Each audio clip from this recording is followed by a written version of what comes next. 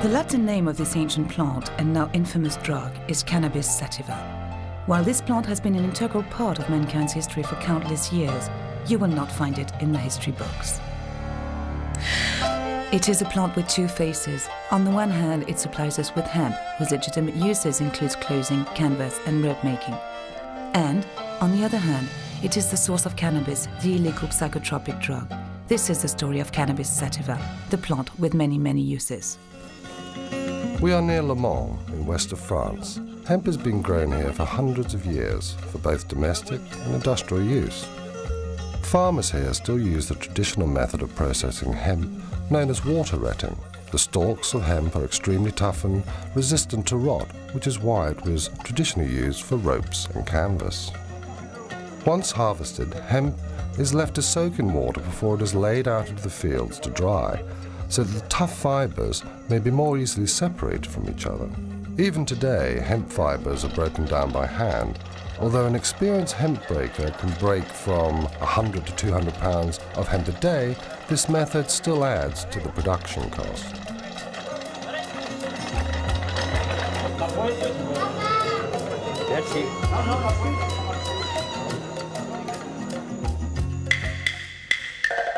Cannabis sativa is one of the most ancient plants cultivated by mankind. Hemp processing was already developed in China 8,000 years before Christ was born. Hemp was first harvested for its seeds, a rich source of amino acids used for food. Then it was discovered that by breaking the stalks, they could use the fibers to make paper, as well as fishing nets and up to 5,000 hemp-related products, including, of course, textiles. The ancient Chinese called their country the land of hemp and mulberry. Mulberry leaves were used to feed silkworms, from which was produced the precious silk that only the rich and powerful could afford. Everyone else wore hemp clothing. Hemp is called ma by the Chinese, literally meaning plant with two forms, male and female. Hemp was also the first crop to be grown for use in war. The Chinese had originally used bamboo to make bowstrings. Then they discovered that the hemp fibre was stronger and lasted longer. Imperial decrees ordered that certain areas of the land would be exclusively used to grow hemp. An ancient legend says that hemp paper was discovered by Cai Lun, a scribe and eunuch of the imperial court. To publicize his discovery, Cai Lun pretended to die. He ordered that hemp paper should be burnt around his coffin. Then he arranged his own apparent resurrection and attributed it to the properties of his new invention. Ever since, hemp has been an integral part of the Chinese funeral ceremony known as Wu Fu, or the 5 levels of mourning. This code lays down, among other things, that the family wear different hemp clothes corresponding to their relation with the deceased. The Chinese jealously kept the secret of paper making for centuries. It wasn't until the 5th century that this knowledge was passed on to other countries, finally appearing in Europe in the 8th century.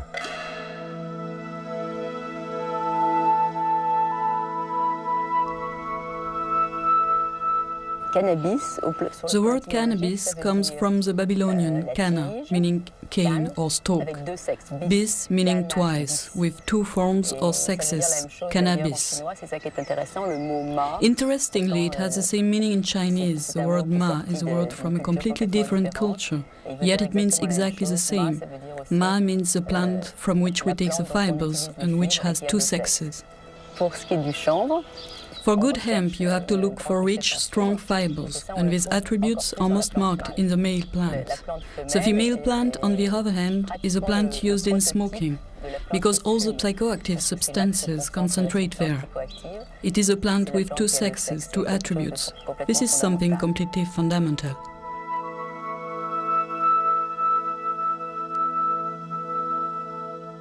Cannabis has been used medically since the year 2800 BC, when Emperor Shen Nung founded the science of Chinese medicine. Wounds sustained in battle were bandaged in cannabis leaves. Today, doctors across the whole world are asking for the right to use cannabis as a treatment for pain, especially for cancer and AIDS. I'm a cannabis user. I've been using cannabis since I was approximately 9 years old. I've had cancer 10 times. I first occurred in my spine when I was 2 years old. I had a spinal fusion which fused my first 5 vertebrae together. I went on to have it from 2 to 10, 9 times in 8 years. It occurred once again when I was 15. We treated it with radiational therapy. Through the years, I've gone through radiational therapy, chemotherapy, and numerous forms of surgery. And I stumbled upon cannabis once after radiational therapy use. It alleviated my dizziness and nausea, just the secondhand smoke, and it also increased my appetite. And right now, I go around the world and I try to teach people about cannabis and its benefits and its usages, because I found it so beneficial in my situation.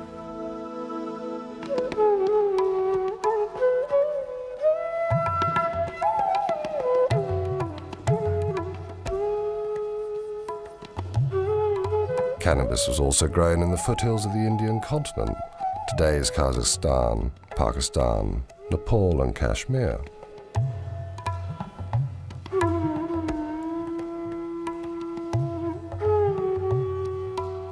Having gathered the hemp harvest, Indian farmers used the water rotting process to break down the fibers, from which they made hemp flour, porridge or even popcorn. The seeds were also used for food and to make unsaturated oil.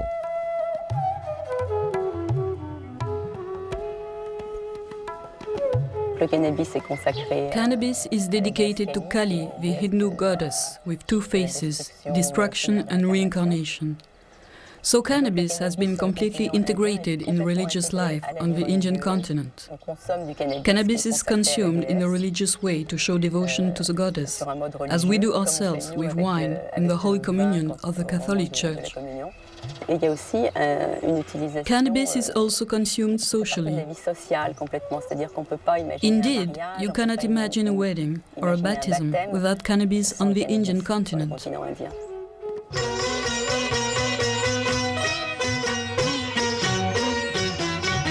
Hey man, try some of this. It's absolutely dynamite. Oh yeah?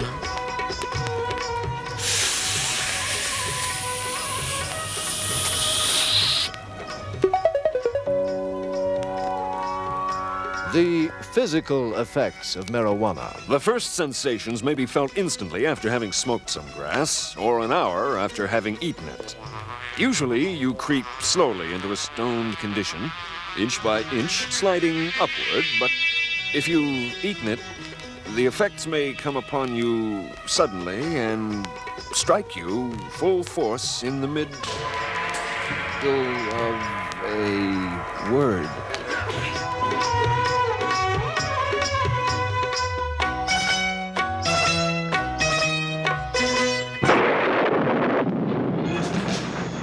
In the 3rd century AD, the Roman Emperor Gallian encouraged cannabis use, which he thought would make his people happy. In a declining empire, the Romans turned increasingly to the Oriental gods, Mithras and Zoroaster. Christianity was gaining ground, partly because it incorporated elements of these Oriental religions, but not the use of cannabis. The Roman Empire really went to war on hemp. The Roman Empire provides a very good example of the importance, the strategic importance, one might say, of hemp in any society in history. The Romans had hemp arsenals either side of the Alps. They had one in Ravenna and one in Vienna. And the procurator of hemp was a very important position in the Roman hierarchy. That is not to say that hemp was only used by the Romans to make war with. It had its place in all the aspects of hemp and all the aspects of fibers that you can imagine that it would have, i.e. it figured in clothing, shelter, food, defense, aggression, and medicine. Later on, Christians associated cannabis with the devil, and its use was supposed to be part of the satanic ritual. By 1484, Pope Innocent VIII declared that smoking cannabis was sacrilegious, and he promoted wine as the only Christian holy sacrament. It seems that knowledge of the psychotropic properties of the plant had been lost, at least as far as official science was concerned. It became a hidden, secret knowledge. Only people who really had a good knowledge of plants and their healing powers continued to use the plant. And having a good knowledge of plants at that time was not generally a good idea, because such people were thought to be witches. They were called witches because they knew about things that ordinary people didn't know about and didn't understand. It was only in the 9th century that hemp cultivation was encouraged again by Charlemagne. In the monasteries, monks wrote their manuscripts on hemp paper by the light of a hemp oil lamp. In 1945, Gutenberg printed the first Bible. It was printed on hemp paper.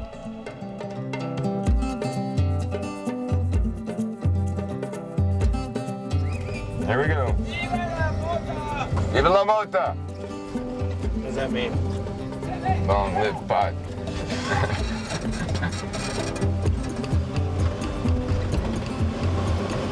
I have a good background and good education. I have 10 years of college, master's degree in biology, and 4 years in the School of Public Health at UCLA. So I started putting together a museum. Slowly people started giving me things they thought were hemp, and I looked around and found things that were historical. There was a can of hemp seed oil varnish here, and hemp Bible there that I've accumulated, 100-year-old flag, and so on. This is an ongoing educational process. I'm learning every day more and more things. People tell me things about hemp while I'm at the museum, so it's very instructive. My mother's a good example. When I learned the hemp stuff, I came to her and told her, and she says, no, it couldn't be the same plant. I know what hemp is. She's in her 80s now. I said, sorry, and gave her the book, and she's a believer now.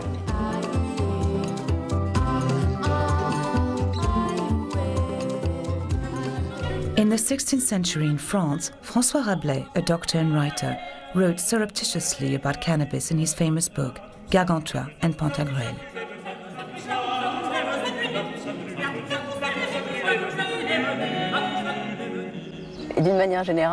He appreciated cannabis so much that he called it Pantagruelion after his hero Pantagruel.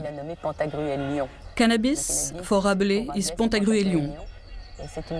And this plant has such wonderful properties, as he said, that if plants were to choose a king, in his words, a king of the woods, they would have chosen cannabis to be the queen of plants. Le cannabis, comme la reine des plantes.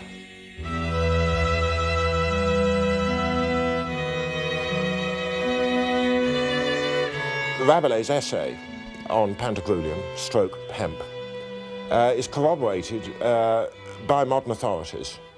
In particular, I could cite a noted French historian called Pierre Goubert. He was quite convinced that the marked increase in prosperity in the late 16th and 17th century in Western France was due, not exclusively, but primarily to the organisation of the hemp and flax industries. We may remember that at the end of the 15th century, Spain was the mistress of the Indies. And it was, according to Goubert, the organisation of the hemp and flax industries and their sale to Spain, their trade with Spain, that led to the rise in births, in marriages, into a general level of both population and prosperity at that time in France.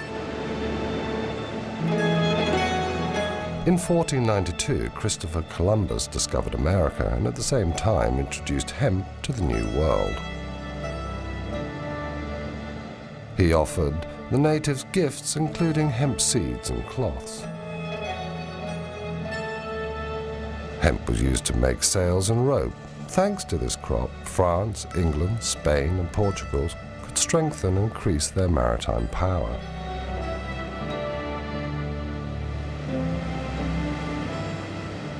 In 1620, the Mayflower brought the Pilgrims to conquer America. In the hold, it also brought hemp seeds. 100 years later, the first drafts of the American Constitution were written on hemp paper. The same paper was used in 1776 for the Declaration of Independence. Cannabis seeds were now also brought into America by the African slaves.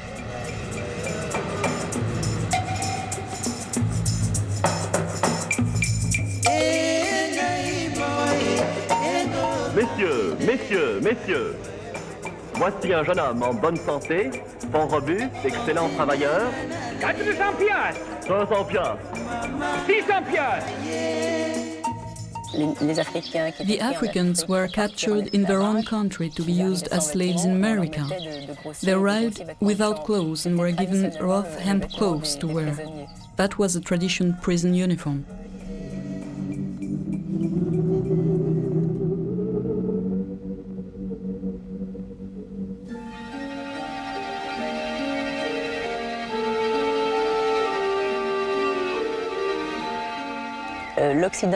Western countries rediscovered cannabis, or at least its psychotropic properties, which had been hidden from people for centuries, during the expansion of their empires, which also introduced them to other cultural influences. The English rediscovered cannabis in India, and the French did the same in North Africa.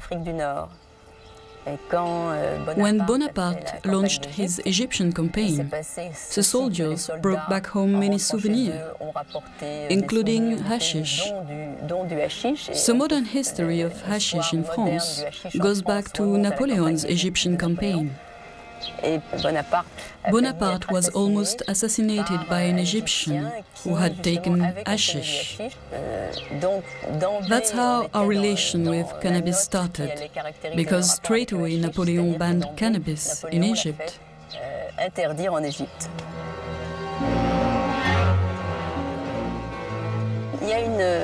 For a long time, there has been this theory in France. You can still hear it sometimes said, that the word assassin is derived etymologically from the word hashishin. But if you look closely at this theory, this is not a true derivation. Nevertheless, it has been used to discredit cannabis. What is interesting is that you can find the idea again behind the climbing myth. The West has often made such mental contortions in order to prove the real danger of cannabis.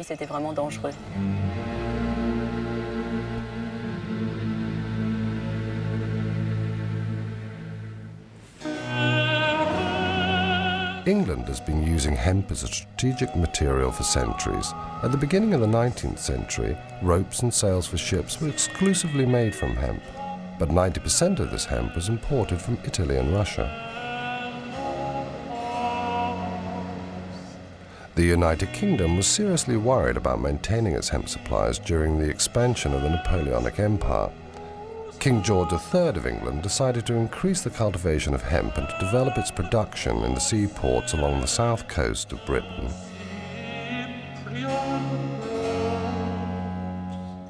Now, Bridport is a most remarkable seaport. It has been making, growing, manufacturing hemp, flax, sailcloth, ropes, twines, nets of every conceivable description since time out of mind. And I use the phrase time out of mind because it was used in the charter by King John of 1213, where he wrote to the burgesses of Bridport and exhorted them night and day to make cables and ropes of every description. There were frequent wars with France, certainly from early medieval times, until, of course, Napoleonic Wars. And Bridport took part in that span of history.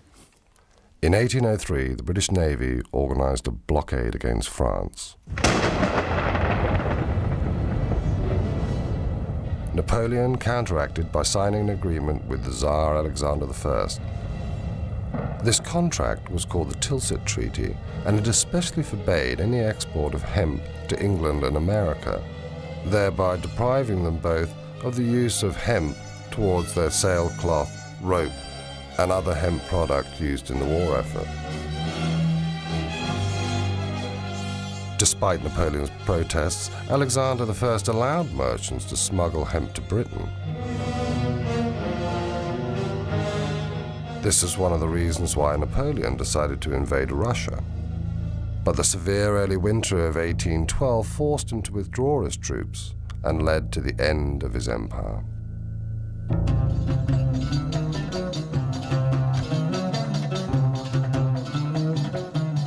In the early 19th century, in Europe, the mysterious East became the latest rage, as did cannabis smoking. The Oriental wave influenced styles of interior decoration, clothing, and travel abroad.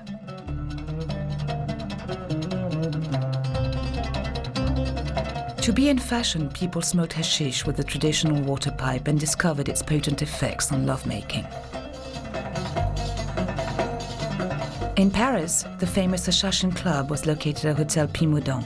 Artists and writers came here to eat Dr. Joseph Moreau de Tours' famous jam, which incorporated hashish. Among them were Théophile Gautier, Eugène Delacroix, Charles Baudelaire, Alexandre Dumas, Gérard de Nerval.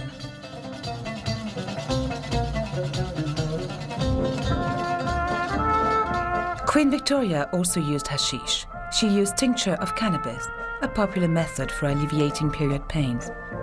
She was also prescribed morphine or laudanum, another popular remedy for many complaints. In Amsterdam, cannabis, which had been imported from the Dutch colonies of South Africa since 1660, was smoked in coffee shops, a tradition that has survived until present day.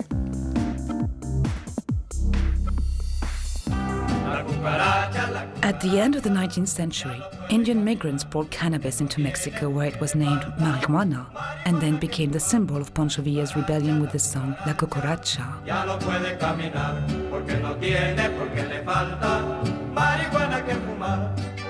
Mexican farmers on their side copied the Indian water retting process to prepare the fibers.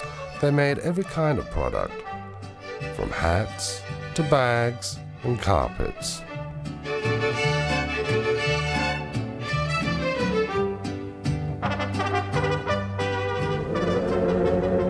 Marijuana traveled from Mexico to the southern states of America.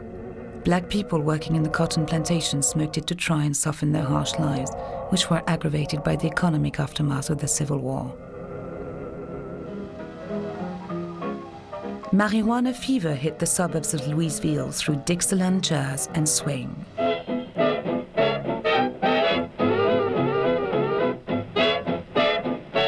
Marijuana was known in America as reefer or grass. Within a few years, reefer songs spread widely from the music clubs which had appeared everywhere where the immigrant black community settled. Have you ever met that funny reefer man? Have you ever met that funny reefer man? Along with new developments in the hemp industry and a growing awareness of the dangers of alcohol, marijuana began to be the subject of interest in the corridors of political power. In 1911, New Orleans and then Louisiana and Mississippi and a couple of states along the Mississippi River outlawed marijuana. Meanwhile, alcohol was increasingly being seen as a danger to society. American women lobbied for alcohol to be banned. They succeeded with prohibition, which led to illegal speakeasies, the proceeds of which enriched criminals and resulted in violence and gang warfare. Alcohol was legalized again in 1933. Then all of a sudden alcohol was becoming legal again, and all these agents didn't have anything to do, and Harry Anslinger thought, well, we should have a law against hemp, and so did William Randolph Hearst, and so did DuPont, and the three companies got together, and other people claimed the cotton industry joined in to outlaw hemp because it was making a huge comeback. And the reason it was making a huge comeback is that it took 200 to 300 hours to plant, harvest, and make ready for fiber, acre of hemp. But all of a sudden, in the 30s. In the 1930s, that 200 or 300 man-hours per acre went down to 1 man-hour per acre. It was a better fiber than any other fiber and previous hemp fibers. And that was the beginning of the end of all fibers, as being the only synthetic. Nylon was the new synthetic, would have to make way for the reintroduction of hemp as an inexpensive fiber, as well as the strongest, the best, the longest lasting, and the softest fiber. The government of the United States outlawed a fiber and forced the rest of the world to swallow it. They swallowed the outlawing of the #1 fiber on Earth for 10,000 years until the 1930s, and then they outlawed it completely. China, the hemp country, was part of the Japanese plan for military conquest. But in official Tokyo, seat of an empire which for nearly a decade has been governed by its stern and ruthless military caste, there is more activity, more secret comings and goings than in many a year. The little men who command the world's third largest navy see in the South Pacific the richest of all colonial prizes.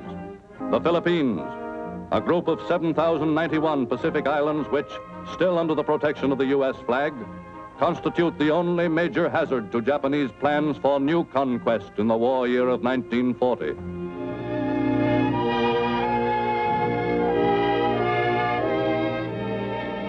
Already one important island industry, the growing and processing of Manila hemp, is almost entirely under Japanese control. And within the past few years, by intensive cultivation, Japanese immigrant farmers have increased production of the one cash crop which has long been a virtual Philippine monopoly. The invasion of the two big hemp-producing countries, China and Philippines, was the start of hemp rationing.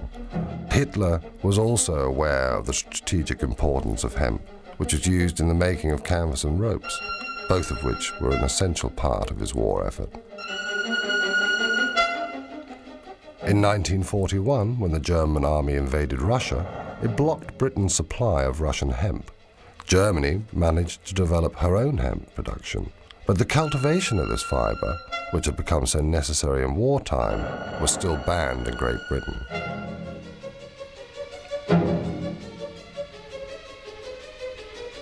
In 1942, the German troops reached the center of Russia. The land continued to produce hemp, which enabled Hitler to move confidently to the next stage of his plans for the Reich.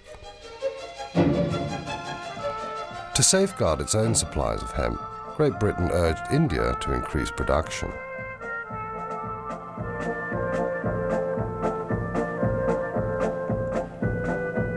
Meanwhile, war was spreading to Japan. Within little more than a year, Japan, successfully employing once again the deceit and treachery which had so well served her in the past, had taken the final desperate plunge. When Japan bombed Pearl Harbor, forcing the United States of America to declare war, Americans realized they were cut off from their hemp supplies. The U.S. Navy was totally dependent upon hemp for rot-resistant ropes for their ships and for many other components. The American government then decided to redevelop their hemp industry. Marijuana was legalized again and farmers received seeds. A propaganda film called Hemp for Victory was then made to encourage this war effort.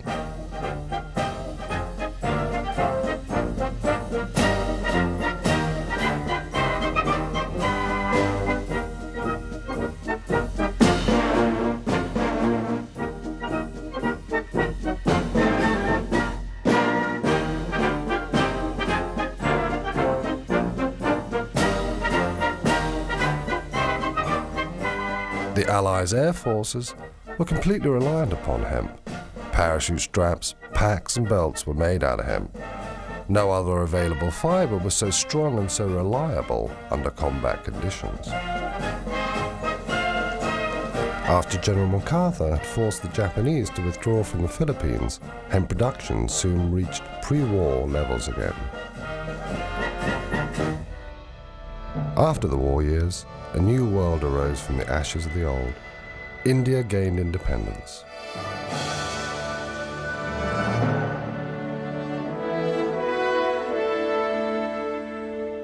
Thanks to automation, India doubled its hemp production and increased its exports to America and the rest of the world. In peacetime, the United States once again banned the cultivation of hemp and cannabis, but at the same time imported millions of tons of hemp during the post-war economic boom to supply its industries. For this is the Port of New York, a sprawling pattern of activity covering more than 1,500 square miles. Its 650-mile waterfront, an ever-changing mirror reflecting the work of the world and its needs and tastes. Grain from Canada, and fish from Portugal and Norway. Tires from Akron, and hemp from India.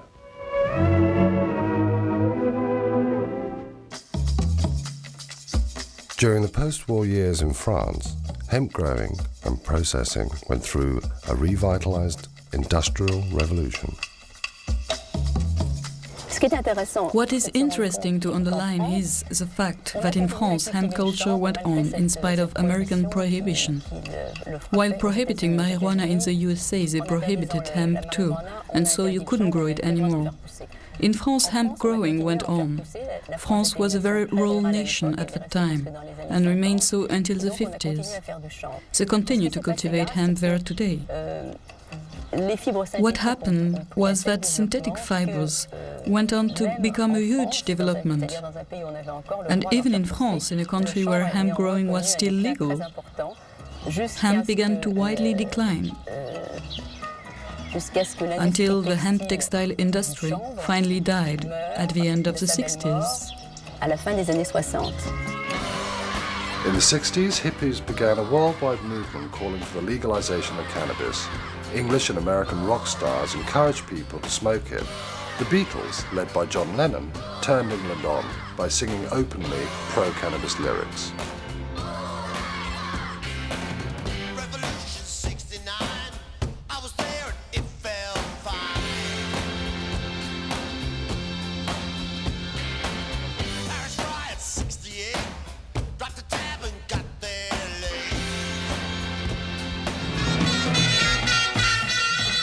The Rolling Stones' preference for Moroccan hashish brought them more fans, offering an alternative to the Beatles and to the fashion for things Indian.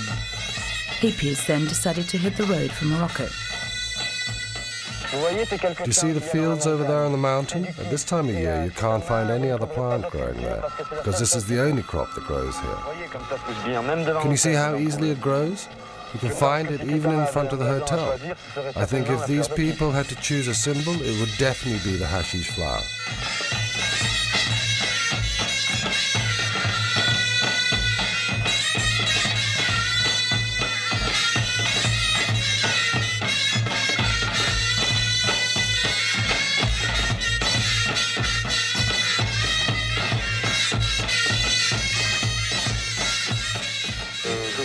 I think they grow here at least 10 tons of hashish a year, so there must be other people than hippies who buy it. In Jamaica, the Rastafarian religion advocated smoking cannabis. They called it ganja. Herb is the sacrament of the Rastafari Church, and basically through studying the Bible, we understand that it's there for the healing of the nation. In other words, it can nourish the mind just as food nourishes the body. It's like a key that can open certain aspects of your mind. And the brain needs feeding just as the rest of your body does. But for me personally, it seems to tune you into a certain wavelength that you can't reach without it. Although I do understand that through certain meditations, one can achieve these heights without smoking herb or taking any other drugs. But in the 20th century, I personally don't have the time, so it's like a shortcut to get to this place to help you be creative. And another thing I find really interesting about weed is how through the smoking of it or the trying to acquire it, it brings together people of different classes, backgrounds, cultures. And in bringing those people together, there's an exchange of ideas, and through that exchange, other things happen. At the same time, cannabis was legalized in Holland. That's how Ben Dronkers was able to become the first legal producer of marijuana to become a millionaire. Here we find different varieties that me and my colleagues, we test it out by once in a while looking at the plants and try them out. In that sense, it's a wool where people can always look and go back to and say, this variety had a certain smell or a certain aroma. Quality is very important, and it's the most important factor where we look at. Always people think also about quantities of material you can harvest, and of course it's very difficult to have a balance. You find plants with very large, big buds, and you find plants with smaller buds. But even the plants like this that have a very small bud is one of our basic plants we have for the breeding of many of the strong varieties that you can see on this side. That means that some of the strengths and some of the important potency we always try to bring back in one variety, and that is the variety that people buy in the shop. And that is the importance of good seed, is like any farmer could know that that's the start, and then you end up with some good materials. The Sensi Seed Bank grows the best marijuana seeds in the world, I think, for many years. Also, we want to make the best hemp seeds from the world, and we're working very hard on that. For that, we made a new company that's called Hempflex, and Hempflex produced in the north of Holland on this moment, last year, 140 hectares of hemp, and coming year we want to go to 1,500 hectares. That is the minimum we want to do, and for sure later on we will have to do more. From that material we have produced last year, we're producing on this moment just the raw fiber and the wood materials. It comes out like that. And from the wood we have the plan to make cat litter, and actually the same things like people want to do in England. It's beautiful wood you can press from it, and also some composites like this pressed from fiber and wood. And very interesting, what I like, one of the things I like myself the most is the isolation material.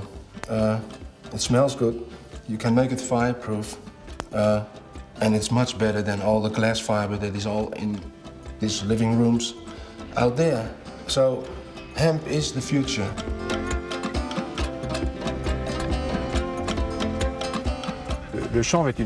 Hemp growing depends directly on contracts. We have to sign first a contract with an industrial society through our Hemp Producers Federation. At this point, it becomes possible to grow hemp.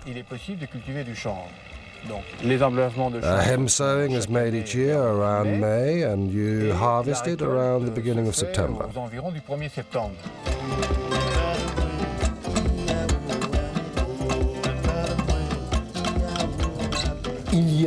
In Le Mans in France, they produce hemp seeds which contains a very low toxical agents level.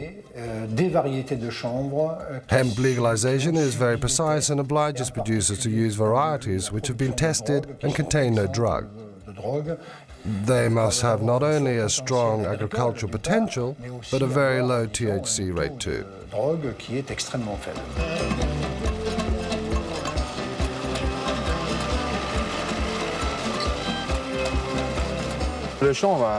Hemp has a great industrial future. According to the tests we have made and the hemp uses we have developed, you can see that hemp adapted well to a lot of industrial uses, well, such as paper, also textile.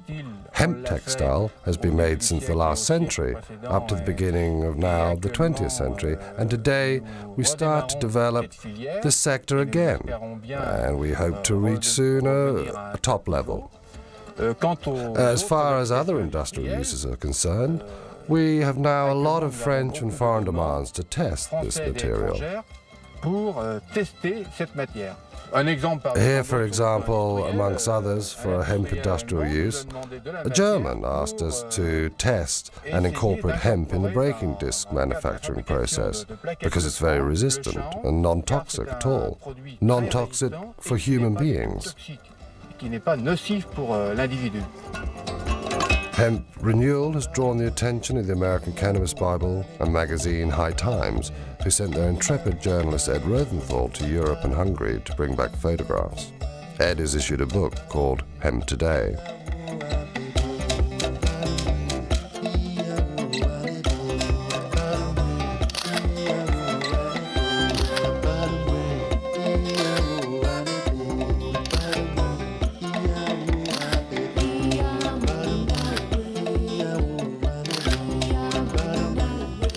The hemp revolution had grown, and by 1992 the British media announced the first legal hemp harvest for 70 years in England. We're often asked whether people can get high from this, because obviously people see it as being cannabis, marijuana. We prefer to call it hemp. One of the things we had to convince the Home Office before they issued us the license was that we would be able to comply with current European law, which says that you must not grow varieties which have got more than 0.3% THC. Which is the cannabinol in the plant. And obviously we have been able to convince them with our trials in previous years that the varieties are totally safe. They have checked up on these crops, they've sent inspectors around, samples have been taken to check, and you can get no satisfactory effect from smoking any of this crop. Or if you smoke the entire 50-acre field behind me, you would get a very big headache that would do yourself no good at all. At the first International Ecological Festival in Frankfurt, March 1995, the green activists are successfully promoting hemp culture. The International Hemp Association was formed in 1992. We're based in Amsterdam in the Netherlands. And this group was formed primarily to facilitate communication between the various groups, sometimes factions, within the hemp world. We're a non-political organization. We try to be an impartial liaison between all sorts of factions involved with the cannabis world, whether they be involved with medical use, textile use, oilseed use, any of these various uses for hemp. Near the conference, a commercial exhibition shows the possible benefits of hemp and cannabis. Since the legalization of cannabis use in March 1995 in Germany, hemp has become fashionable in the small world of the ecological producers of this country. It's 100% natural cosmetic done of the basis of hemp oil. For example, we make this shampoo. It's a composition with hemp soap and the hair balm that they use it in combination with the shampoo, the best results gives. We have a perfume since more than 1 year in the market, a lip balm, curl cream, and the soft soap. A real fashion began with the issue of this book on hemp. Hemp has become so popular in Germany that the market today is very good for us.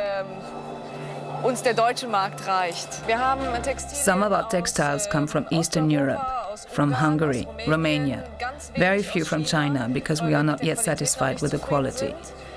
And we have also our own textiles directly produced here in Germany. I hope it will soon be legal to grow hemp in Germany, because a lot of European countries already do it.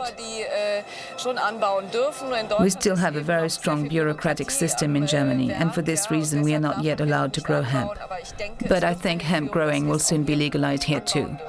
Ecolution attempts to get more hemp grown, produced, and sold all around the world, and we do that in a variety of ways. Our pride and joy at the project that we take the most satisfaction in is the development of the first hemp jeans, the first 100% hemp blue jeans since Levi Strauss first made them in the 1860s. Hemp seeds and oil are increasingly used in cooking. In Switzerland, a cookery bestseller includes 22 recipes based on hemp.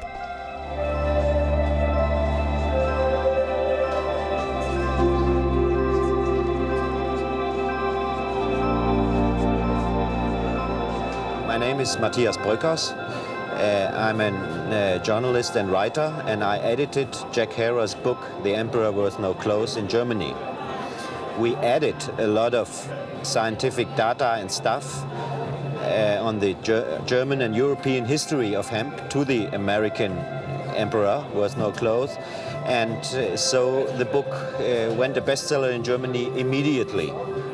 We started Hanfhaus, a company which is developing and selling products from hemp. And the most important and most revolutionary product is Sativa, a washing detergent from hemp oil. The main difference is certainly that hemp is an ecological culture. Hemp growing doesn't need any weed killer, no pesticide. This raw material grows naturally and it doesn't need any chemical interventions.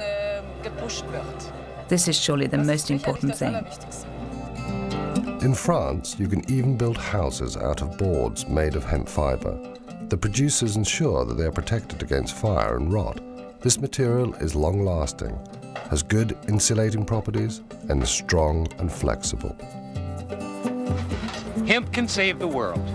Hemp, it can give you food, clothing, shelter, the three basics, then paper, the thing man needs more than anything else in the world. It can give you oils for your brain, for your membranes that you can't get from any other source. It can give you good protein. It can give you all the benefits that the ingenuity of the mind of man can conceive of. It can do that easily because of the enthusiasm that people will have toward a whole new industrial set of tinker toys to balance against the tinker toys of oil. The people who are cutting down the forests, the big businessmen who want to profit right now, not a profit 20 years from now. People who are not trying to think in terms of construction, but they're thinking absolutely in terms of destruction. Now, whoever these people are, they are small men at the center of things. Put hemp into the mix, and maybe some of them would get shuffled to the outside, and maybe we'd have a happier life. Anyway, as a science fiction writer, I tell you that hemp is an excitement to me because it's like the miracle ingredient, newly discovered but ancient as time, that can solve all the problems.